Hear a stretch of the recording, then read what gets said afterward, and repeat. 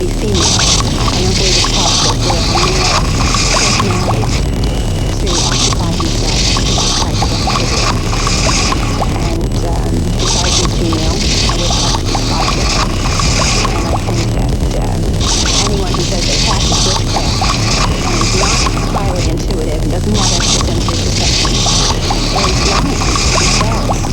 Because you have to be able to project your emotions and influence your environment along the same grid as you would ordinarily be receiving impressions from. Well, I think witchcraft has existed ever since the beginning of man. Anytime a man attempts to alter his destiny in some way with various methods that may have nothing at all to do with anything obvious. Whenever you take an inanimate object and you say this can bring me love, or this can bring me courage or happiness or love, that's witchcraft. And I think man has always needed to do this, and witchcraft has always existed. What about the religious aspect of witchcraft or organized coven? Well, there are organized covens today that I don't really value too much. I think a lot of them are people looking for some kicks, wanting to find another way of existing. They may be sincere, but I don't think they have anything to do with religion. Most of them that I've had contact with are not totally informed about the religious origin of the witchcraft or the practices. And we did a religion in the time of its existence quite some time ago. Where did you get your knowledge of witchcraft? Yeah, I come from a group of witches who believe it's very personalized action.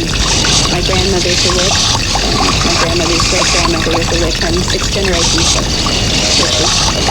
And I learned from my grandmother. And it was very important how to do all sorts of little things that she thought were very potent and important. How to make packets and amulets and cast spells and perform rituals.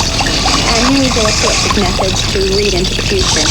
And she was convinced that the objects were the things that had the magic in them. And I'm convinced that she had the magic in her energy and her emotion and her subconscious. And that's where the thing took place. Give us an example of a ritual or spell that you use for a specific end and how would this work? Well, there are all sorts of things that you can do. I'm convinced that if you create your own spell, it has a greater effect on your life. But very many people don't have the confidence to do this as beginners. So I think a simple spell is to light the flame of the candle and to sprinkle a sacred salt around the area that holds the candle and you. And then write down on a piece of paper what it is you want to accomplish in very simple statements, maybe a sentence or two, and then burn this in the flame of the candle, all the while concentrating very dynamically upon the effect of the flame. And when you have burned this to an ash, then you know that what you want is about to come your way. The main purpose in the practice of witchcraft is to generate within yourself a very high level of energy that will then carry you successfully through all situations. So the main point is to psych yourself up and reach some kind of an emotional, physical, intellectual high. And this is done through a very rigid, disciplined method of performing a ritual. The people who say they are witches, and there are very many thousands of them in the United States, may or may not be witches. That I don't know. I haven't gone through any special sort of a research or survey on this. But there are very many thousands more who don't say they're witches, who do practice.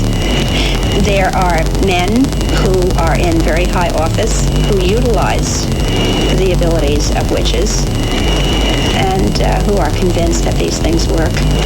And scattered throughout the world, I couldn't say them, probably are millions. Witchcraft only works so long as the witch is capable of sustaining the energy needed, and I think the witch is at times able to falter. You have to be obsessed with what you're doing.